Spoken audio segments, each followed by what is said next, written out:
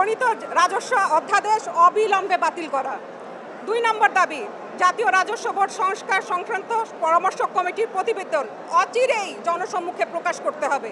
৩ নম্বর, পরামর্শ কমিটির প্রতিবেদন অর্থনৈতিক অবস্থা বিষয়ক শ্বেতপত্র আলোচনা পর্যালোচনা পূর্বক প্রত্যাশী সংস্থাসমূহ, ব্যবসায়িক সংগঠন, সুশীল সমাজ, রাজনৈতিক নেতৃত্ব সহ সকল অংশীজনের মতামত নিয়ে সমন্বিত অংশগ্রহণমূলক টেকসই রাজস্ব ব্যবস্থা সংস্কার করতে হবে। আমরা চাই একটি দুর্নীতিমুক্ত রাজস্ব ব্যবস্থা, একটি হয়রানিমুক্ত, সেবাধর্মী এবং জনবান্ধব রাজস্ব ব্যবস্থা। রাজস্ব প্রশাসনের পূর্ণাঙ্গ অটোমেশন কার্যকরভাবে বাস্তবায়ন করা হবে। মানব ব্যবস্থাপনা ও কর্মকর্তাদের ক্ষমতার উন্নয়নে টেকসই ও পর্যাপ্ত বিনিয়োগ নিশ্চিত করতে হবে।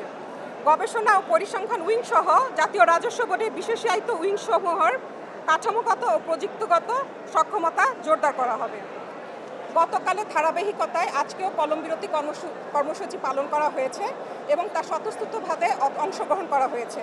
এনবিআর সংস্কার ঐক্য পরিষদ এ কারণে সকলের প্রতি কৃতজ্ঞতা প্রকাশ করছে।